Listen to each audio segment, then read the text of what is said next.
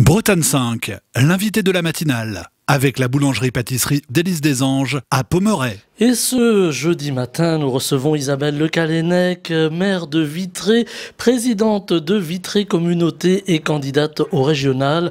Sur la liste qu'elle conduit, ils sont haut la Bretagne, liste droite, centre et régionaliste avec un S. Bonjour Isabelle Le Callennec, merci d'être venue jusqu'au studio de Bretagne 5. Bonjour, c'est un plaisir. Alors Isabelle Le Callennec, une élection qui va se dérouler avec 13 listes, on les connaît désormais. Élection, je l'ai dit avec quelques-uns de mes invités qui sont concernés par la question des régionales, élection qui part un petit peu en ordre dispersé. Alors, comment ça s'est passé pour la droite? Comment vous avez pu réunir ? Alors, j'ai constitué une équipe d'hommes et de femmes. Vous savez qu'on est 91 sur la liste et répartis sur les 4 départements bretons. Hommes et femmes qui, pour les 2 tiers d'entre eux, sont des élus locaux, puisque je pense que c'est important de bien connaître les sujets lorsqu'on prétend diriger la région. Des hommes et des femmes qui représentent en fait toutes les catégories sociales de la Bretagne. Nous avons sur la liste des agriculteurs, des pêcheurs, des ostréiculteurs, des salariés, des chefs d'entreprise, des retraités, des étudiants. Donc pour moi, c'est important de représenter la diversité des Bretonnes et des Bretons. Alors, beaucoup de grands dossiers vous attendent si demain vous accédez à la présidence du Conseil régional. Est-ce qu'il y a des dossiers en particulier ou un dossier que vous souhaiteriez mettre en avant ? Moi, j'insiste beaucoup sur notre capacité à concilier le développement économique, la protection de l'environnement et la cohésion sociale. Et le sujet qui revient dans toutes les conversations de toutes les personnes que l'on rencontre dans le cadre de ce Trobraise, en fait, c'est la question de l'emploi et de la difficulté pour les entreprises à trouver les salariés pour pouvoir continuer à se développer. Et vous savez que la région a une compétence forte en matière de développement économique et de formation professionnelle. Donc, nous, ce que nous souhaitons, c'est vraiment rapprocher l'offre et la demande en informant sur les métiers, en informant sur les entreprises qui recrutent et en donnant envie aux salariés, aux demandeurs d'emploi, aux étudiants, aux personnes en reconversion de pousser la porte des entreprises, de s'intéresser aux métiers qui recrutent. Il y a un vrai défi à relever. Alors la Bretagne est très dynamique, là aussi on en a parlé beaucoup ces temps derniers avec cette crise du Covid qui n'est pas finie, il faut encore être prudent aujourd'hui. Crise qui a impacté évidemment le quotidien des Bretons, des Bretonnes, mais qui impacte aussi l'emploi salarié. On voit beaucoup d'entreprises qui malheureusement ont fermé, ont dû licencier. Est-ce que là aussi il va falloir faire montre, j'allais dire, d'une capacité à aider à accompagner ces entreprises plus fragilisées? Exactement. On n'échappe pas, en effet, à cette conséquence du Covid. On a des entreprises qui se sont très bien portées pendant la crise et d'autres, ce n'est pas le cas. On voit bien, et notamment dans le secteur de l'automobile, les équipementiers automobiles souffrent aujourd'hui dans les aéroports. Vous avez bien vu aussi qu'il y a des compagnies aériennes qui sont en difficulté. Et donc, je crois qu'on doit être aux côtés des salariés, avec les chefs d'entreprise, peut-être dans des endroits pour apprendre à chacun qu'on détient des compétences, qu'on ne va pas forcément pouvoir les exercer toute sa vie dans la même entreprise, mais qu'on est en capacité de les exercer ailleurs, dans, là pour le coup, des métiers qui recrutent. Nous étions ce matin à Plérin, nous avons rencontré les professionnels du bâtiment, ils recrutent, ils ont des besoins en main-d'œuvre, en salariés, et donc typiquement, il faut qu'on arrive à faire coïncider l'offre et la demande. Moi, j'y crois beaucoup. On l'a expérimenté sur le secteur de Vitré avec des entreprises qui ont dû fermer par le passé et des salariés qui ont réussi à rebondir dans d'autres activités qui aujourd'hui ont retrouvé un équilibre de vie. Alors, la formation professionnelle, alors on en parle beaucoup. La Bretagne est assez en pointe, mais pas suffisamment finalement. Écoutez, ça va visiblement pas assez loin puisque on continue. Alors, on a un taux de chômage qui est faible. On est la région qui a le taux de chômage le plus faible de France, 6,5. À Vitré, on est à 4,5. Ça veut dire qu'on peut baisser encore. Moi, je crois qu'il faut vraiment soutenir les formations qui débouchent sur des emplois. Et ça vaut à la fois pour les jeunes, mais aussi pour les personnes en reconversion.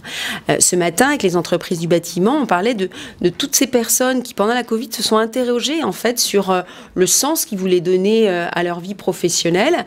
Et donc, on va avoir, je pense, une forte attente de formation tout au long de la vie pour s'adapter en permanence aussi au marché du travail. On voit aussi une belle représentation des femmes, des jeunes femmes aujourd'hui qui vont même vers des métiers d'hommes. Alors, je vais peut-être pas me faire que des amis en disant métier d'homme.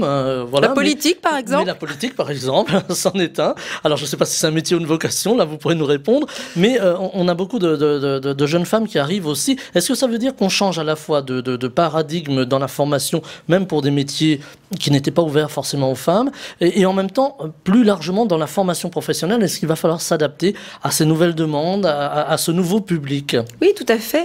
Moi, je pense que chacun peut trouver sa place et son équilibre dans tous les métiers. Pour ça, il faut que les entreprises aussi acceptent d'ouvrir leurs portes pour que tous ceux qui peuvent être intéressés voient si c'est la voie qu'ils veulent emprunter. Je crois qu'il faut qu'il n'y ait pas de tabou, qu'il n'y ait pas non plus d'idées reçues et préconçues. Vous savez qu'il y a des métiers aussi qui peinent aujourd'hui à recruter, c'est tous les métiers de service à la personne. Et on voit dans une région comme la nôtre où il y a à la fois des jeunes qui arrivent, mais aussi des personnes qui vieillissent, qu'on va avoir besoin de personnel dans les services. On va avoir besoin de personnel aussi dans les métiers de la propreté. Je crois qu'il faut s'intéresser à tout ce qui existe aujourd'hui, tout ce qui est proposé, qu'on soit un homme ou une femme. Est-ce qu'il va falloir justement revaloriser, j'allais dire aussi, alors en termes de salaire certes, et en termes de conditions de travail, ces métiers qui sont des métiers difficiles finalement, les métiers de l'aide à la personne ou du nettoyage des bâtiments, ce sont des métiers difficiles. Est-ce qu'il faut leur donner finalement une meilleure visibilité et une meilleure reconnaissance? Vous avez raison de parler de qualité de vie au travail. Moi, j'y suis extrêmement attachée. Je crois que les entreprises aujourd'hui, si elles veulent pouvoir recruter, doivent travailler sur ce qu'on appelle la responsabilité sociétale des entreprises. C'est pour ça que quand je dis qu'on peut concilier l'économie, l'environnement et la cohésion sociale, quand je parle de cohésion sociale, je crois qu'on a notre rôle à jouer, à la fois les acteurs publics, mais aussi les entreprises. Oui, il faut de la considération pour les gens. Ce sont métiers difficiles. Et évidemment, il faut pouvoir les payer correctement. Et ce qui est difficile dans ces métiers de service à la personne, c'est que, notamment quand vous intervenez en milieu rural, que vous faites plusieurs personnes dans la journée, c'est que c'est fractionné et que c'est compliqué. Donc je pense que si on avait des médailles du travail à remettre, c'est plutôt à ces personnes-là qu'on devrait les remettre. On a besoin d'elles. On l'a vu au moment de la Covid, regardez la reconnaissance assez spontanée. On s'est aperçu, oui, avec des soignants. Oui. Et donc ils ont apprécié, mais ce qu'ils apprécient encore plus, évidemment, c'est d'être gratifiés, y compris en termes de rémunération. Alors, il y a la question de la santé. Hein. On l'effleure là en ce moment, Isabelle Le Callennec, mais cette question de la santé est en milieu rural ou même en milieu urbain où on voit des médecins qui ne s'installent plus ou qui, lorsqu'un médecin part à la retraite, les jeunes médecins ne viennent plus dans les bourgs ou encore dans certains quartiers. Est-ce que là aussi, alors c'est peut-être pas forcément la compétence de la région, mais est-ce qu'il y a une réflexion à porter autour de cette question cruciale de la santé? Alors c'est pas une compétence de la région, mais alors vous avez complètement raison, c'est une compétence, je dirais, d'aménagement du territoire. Il y a en effet cette pénurie de médecins généralistes, pas qu'en zone rurale, mais aussi dans les grandes villes, dans certains quartiers où on rencontre des problèmes d'insécurité. Pas plus tard qu'il y a 2 soirs, j'étais en visioconférence. On fait beaucoup de visioconférences pendant cette campagne électorale avec des jeunes médecins. Et j'essayais de comprendre leur choix d'installation et j'essayais de leur demander qu'est-ce qui ferait que demain ils s'installeraient en zone rurale ou en zone de pénurie. Ce qu'ils expliquent, c'est que leurs études sont longues, qu'en général, quand ils s'installent, s'ils s'installent, parce que vous avez de plus en plus de jeunes médecins qui ne s'installent pas ou qui font des remplacements. S'ils s'installent, ils ont besoin d'une vraie qualité de vie, y compris pour leur famille. Donc je pense que le médecin d'autrefois, en campagne, qui faisait 50 heures par semaine, qui allait chez les gens, le schéma est plutôt derrière nous. Vous savez que c'est une profession qui s'est extrêmement féminisée. Les médecins aujourd'hui, ils veulent exercer à plusieurs, en groupe. C'est pour ça que toutes les initiatives qui sont prises, et je pense que la région doit l'encourager, de créer des maisons pluridisciplinaires de santé, y compris en milieu rural, ou d'ailleurs en ville, dans les grandes agglomérations. Ça, c'est une voie qui compte. Et ce que nous demandent les jeunes médecins en particulier, c'est surtout d'être débarrassés de tout ce qui est administratif. Toutes les professions aujourd'hui, elles souffrent de la suradministration. Elles veulent surtout exercer leur profession et que tout le reste soit fait par d'autres. Et je pense que c'est là-dessus qu'on aura la solution au problème. Voilà, il y aura aussi peut-être des métiers à créer, des niches, comme l'on dit. Bien sûr, bien sûr, bien sûr. Et ça, moi, je fais confiance. Vous savez que dans notre campagne, on insiste beaucoup, on dit qu'on veut libérer, qu'on veut protéger, la question de la santé est là, et qu'on veut transmettre. Moi, je crois beaucoup au soutien aux initiatives. C'est pour ça aussi qu'à la région, vous savez, il y a beaucoup d'appels à projets. Alors, vous répondez, vous présentez un dossier, et puis souvent, il y a toujours simple. Non, c'est pas toujours simple. Et puis souvent, il y a une case que vous ne cochez pas. Et donc, vous passez à côté des financements.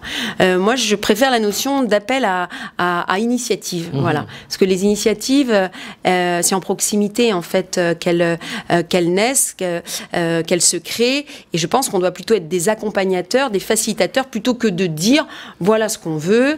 Et si vous ne rentrez pas dans tous les critères, eh bien, vous n'aurez pas les aides de la région. C'est pour ça que moi, je souhaite, comme on le fait là, qu'on discute, qu'on dialogue avec tous les acteurs locaux pour bien aider ceux qui en ont besoin et ceux qui apportent au collectif et à l'intérêt général. Voilà, cibler finalement. Oui, cibler et puis vraiment porter les initiatives qui vont faire que on va être innovant en Bretagne. On s'appelle Ils sont où la Bretagne parce qu'on veut le meilleur pour notre région qu'on aime tous, qu'on a tous au cœur. Donc oui, on souhaite vraiment soutenir les initiatives et les médias ont un rôle à jouer puisqu'ils expliquent la vie quotidienne, ils font la promotion, ils valorisent, on parlait des métiers tout à l'heure, on a besoin vraiment de tout le monde pour avancer et pour aller haut en Bretagne. Alors, aller haut en Bretagne, c'est aussi accueillir ceux qui viennent. Alors, on les a un petit peu taxés du terme de Parisiens. Voilà, ils nous le pardonneront. C'est pas du tout péjoratif, mais beaucoup de jeunes citadins ont décidé de changer de vie, de quitter le tumulte de la ville pour la campagne. Alors, ça pose des problèmes aussi, problèmes dans les bourgs ruraux. On pense au centre-Bretagne. Alors, ça apporte du sang neuf, ça apporte des enfants pour les écoles, mais ça pose un problème, par exemple, en termes d'immobilier ou en termes de foncier. Est-ce que là aussi, il va y avoir une grande réflexion à porter pour les années à venir, puisque la Bretagne est très en vue, comme l'on dit. La Bretagne est très attractive. Quand on interroge les agents immobiliers, ils vous disent qu'aujourd'hui, il n'y a plus de biens à vendre, y compris en zone rurale. La question que je me pose, moi, c'est est-ce que toutes ces personnes qui ont acheté vont vraiment y vivre, s'y installer définitivement, ou ne y faire que du télétravail, ou louer leurs biens.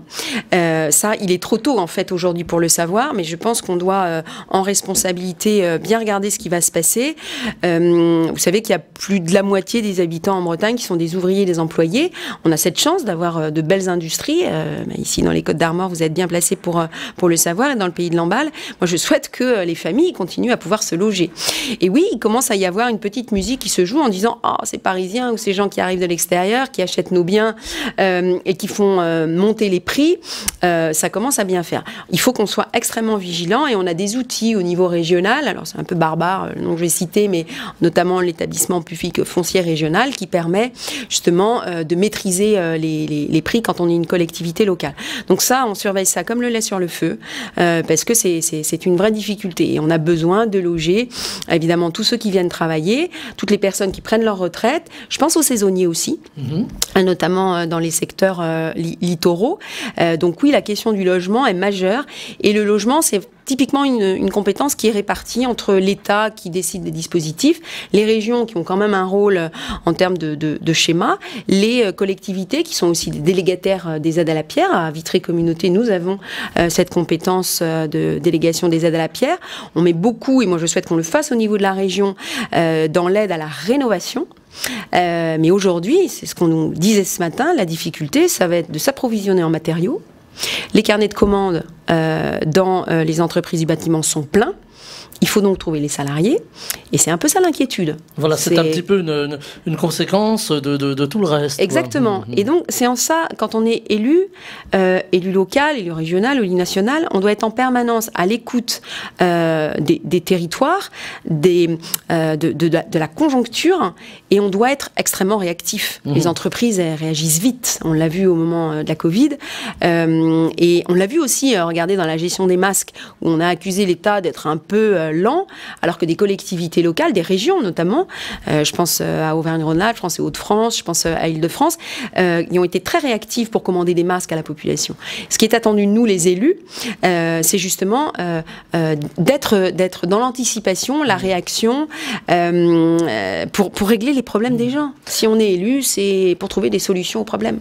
Alors, les élus sont souvent sollicités en Bretagne pour quelque chose qui fâche, ça s'appelle la fibre. Aujourd'hui, on a besoin de cette fibre optique parce que voilà, c'est le sens de l'histoire. On passe beaucoup de données et souvent les entreprises choisissent désormais leur lieu d'implantation non pas en fonction du fait que ce soit joli ou que ce soit un lieu où on a une gare TGV à côté, mais plus souvent d'ailleurs parce qu'il y a la fibre. Et la fibre aujourd'hui, c'est difficile en Bretagne. Tout le monde n'est pas logé à la même enseigne. Non, pour moi, c'est le gros échec de la majorité sortante, puisque oui, tout le monde en a besoin et surtout, on nous l'avait promis. Et la région Bretagne, qui était plutôt dans les premières régions au début du déploiement de la fibre, a perdu du temps. Aujourd'hui, on a quasiment 3 ans de retard dans le déploiement de la fibre. Et il arrive ce qu'il arrive ici même, où vous avez des entreprises, en fait, qui ne peuvent plus se développer, qui ont 0,2 mégas, je crois. 0,2 mégas. Alors, c'est voilà, du vécu donc ça va ici. pas très loin.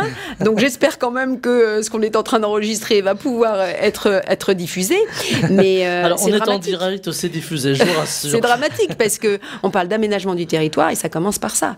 Ça commence par avoir un accès, évidemment, à un débit suffisant, voire à un très haut débit. Et donc, nous, sur ce sujet-là, on a annoncé le déploiement d'ici 2026. On nous l'avait annoncé déjà auparavant. Donc, la moindre des choses, c'est de tenir le calendrier et peut-être de retravailler sur d'autres alternatives en attendant. Il y a des possibilités satellitaires avec la 4G, bientôt la 5G. Donc c'est fondamental, c'est fondamental. Et ça, oui, moi je trouve que c'est un échec de la majorité sortante. Alors on va parler aussi du social, Isabelle Le Callennec.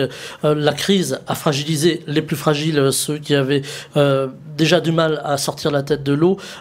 Aujourd'hui on voit par exemple ceux qu'on n'attendait pas dans ces files d'attente pour aller chercher à manger, les étudiants qui ont été frappés de plein fouet. Est-ce qu'aujourd'hui il va falloir repenser la politique sociale, même au niveau de la Bretagne ? Bien sûr, il faut faire attention à ce que personne ne reste sur le bol de la route. Vous l'avez dit, il y a tous ces jeunes qui sont en difficulté. Il y a tous ceux qui étaient installés comme indépendants et qui aujourd'hui se retrouvent bénéficiaires du RSA. Vous savez que en Ille-et-Vilaine, par exemple, c'est 20 000 bénéficiaires du RSA. Dans le Finistère, c'est 22 000 bénéficiaires du RSA. Donc je crois... Alors il y a du travail. Je pense que toutes les personnes qui sont directement employables, on doit pouvoir leur proposer une chance d'être embauchées. Et oui, on a la chance quand même d'être dans un pays où le matelas, entre guillemets, qui permet de se relever, notamment de situations de pauvreté, existe.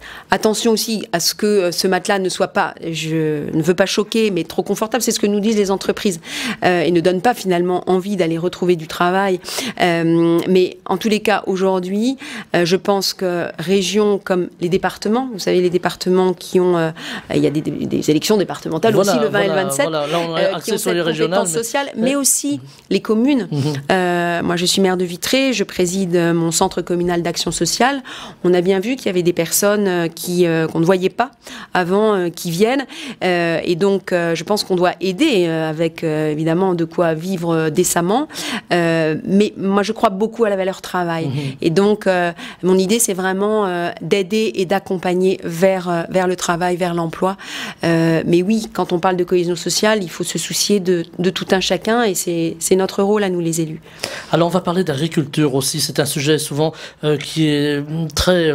allez, on va dire très polémique parfois ici en Bretagne. Alors l'agroalimentaire, l'agriculture, alors on dit plus intensive aujourd'hui, mais cette agriculture productiviste que d'aucuns montrent du doigt, qui est encore là, même si le modèle change. Est-ce qu'il va falloir justement, j'ai déjà posé la question à quelques futurs élus de la région, ou en tout cas qui se présentent sur des listes, est-ce qu'il va falloir changer ce modèle agricole breton que l'on a vénéré à une époque et que l'on montre du doigt aujourd'hui ? aujourd'hui? Alors, le modèle, il évolue toujours, il évolue depuis des années. Quand vous croisez des chefs d'entreprise, puisque moi je considère que les agriculteurs sont des chefs d'entreprise, ils vous expliquent comment ils apprennent à travailler autrement. Ils ont tout à fait conscience qu'ils ont une responsabilité dans la protection de leur propre environnement. Vous ne m'entendrez jamais critiquer l'agriculture au point de ce qu'on entend aujourd'hui, ce qu'on appelle l'agribashing. Je trouve que pour des professions pour lesquelles c'est quand même difficile, vous ne maîtrisez pas la météo, vous ne maîtrisez pas les coûts, vous ne maîtrisez pas le prix, par exemple, du lait qu'on vous achète. Donc c'est quand même une profession à une multitude d'inconnus.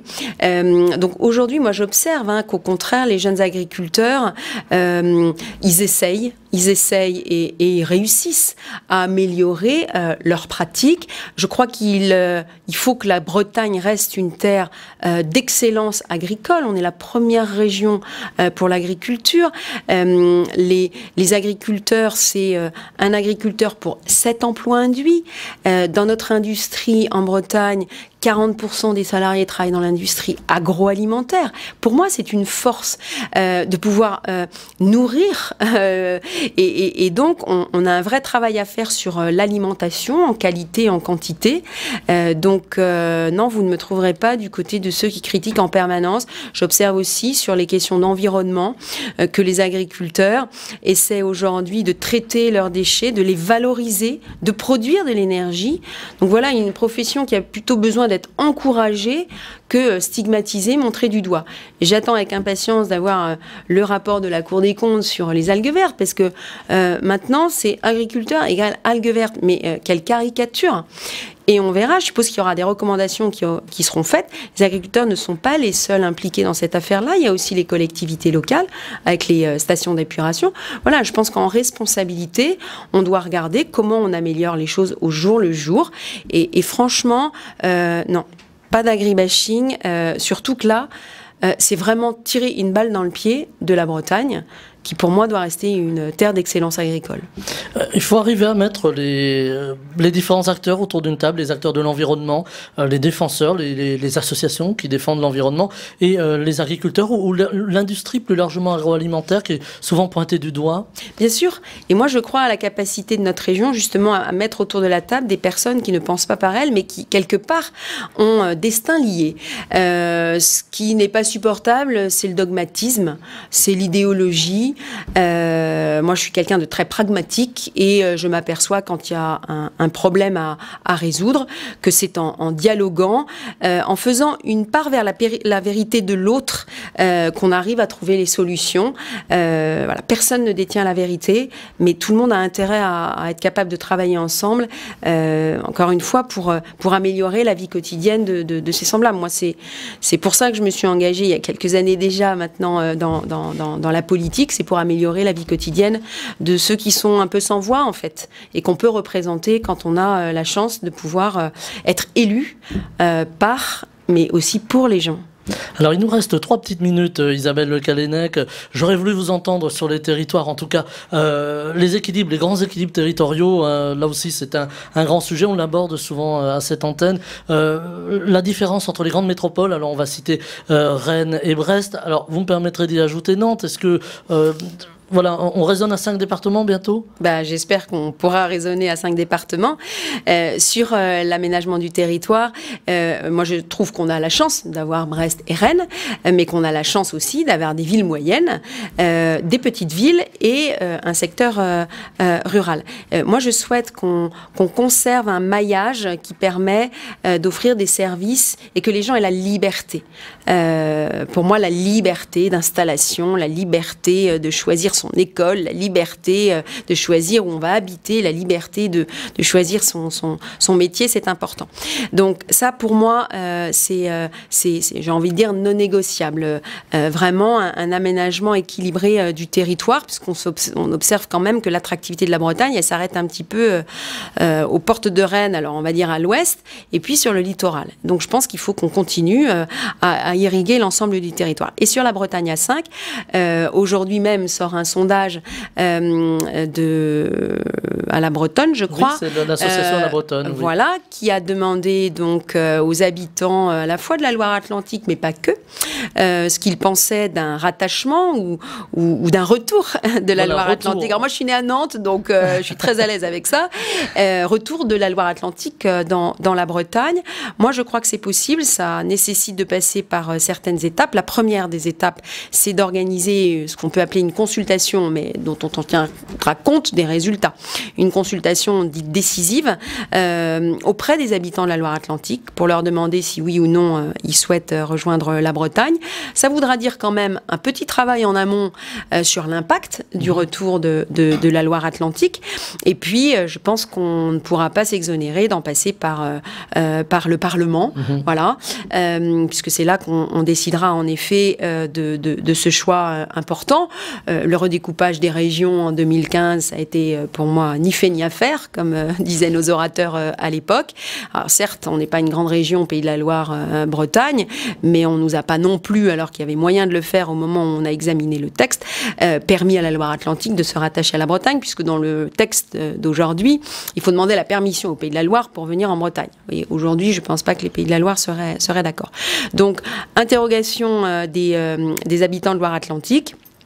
Et puis loi au Parlement. Je vais même plus loin. Moi, je souhaite qu'on fasse comme en Alsace, qu'on arrive à rédiger une loi Bretagne. Ils ont réussi, les Alsaciens, qui nous donnerait des compétences supplémentaires et qui nous permettrait aussi de travailler à ce qu'on appellerait l'Assemblée unique de Bretagne pour être toujours plus efficace, plus lisible aussi pour les citoyens et j'espère faire des économies en fonctionnement puisque ça reste de l'argent public. Alors on va terminer sur un petit mot de politique. Aujourd'hui, je le disais en commençant, et on va boucler, comme on dit là-dessus, 13 listes, le Rassemblement national qui prend beaucoup de, on va dire aujourd'hui, d'envergure en Bretagne. Alors, c'était pas forcément sa terre d'élection. Est-ce que c'est quelque chose qui vous chagrine ? Oui, évidemment, on combat ces idées du Front National. Donc, moi, je souhaite que le score soit plutôt en recul par rapport à 2015, où le Front National avait atteint les 18%. Moi, ce que je souhaite, c'est que notre liste Ils sont où la Bretagne arrive à son meilleur score possible au soir du premier tour, puis du deuxième. Oui, je pense que moi, je parle à tous les électeurs. Et je ne pointe pas du doigt les personnes qui votent au Front National. Si elles le font, c'est parce que je pense qu'elles estiment que les autres ne trouvent pas de réponse concrète à leurs interrogations, à leurs attentes. Et moi, c'est ce que j'essaie de faire, de les ramener je dirais, à des valeurs et à des projets qui vraiment déboucheront et répondront à leurs questions, parce que je ne crois pas, aujourd'hui le Front National dénonce, mais que propose-t-il? Donc voilà, j'entends qu'on ait de fortes attentes, donc je ne montre pas du doigt les électeurs du Front National. Par contre, j'essaie de leur dire, nous avons les réponses aux interrogations que vous avez et parfois aussi aux instants de colère que vous pouvez exprimer à travers un vote Front National qui pour moi est sans issue. Eh bien, c'est là-dessus que l'on va se quitter, Isabelle Le Callennec. Merci d'avoir été avec nous en direct dans la matinale en studio. Je rappelle pour les auditeurs que vous êtes maire de Vitré, présidente de Vitré Communauté et candidate aux élections régionales, tête de liste Ils sont où la Bretagne, la droite, le centre et les régionalistes, donc avec un S. Merci infiniment d'avoir été avec nous ce matin dans la matinale de Bretagne 5 et au micro de cette matinale. Merci beaucoup et belle journée. Merci, belle journée à vous aussi. Bretagne 5 matin, Stéphane Hamon.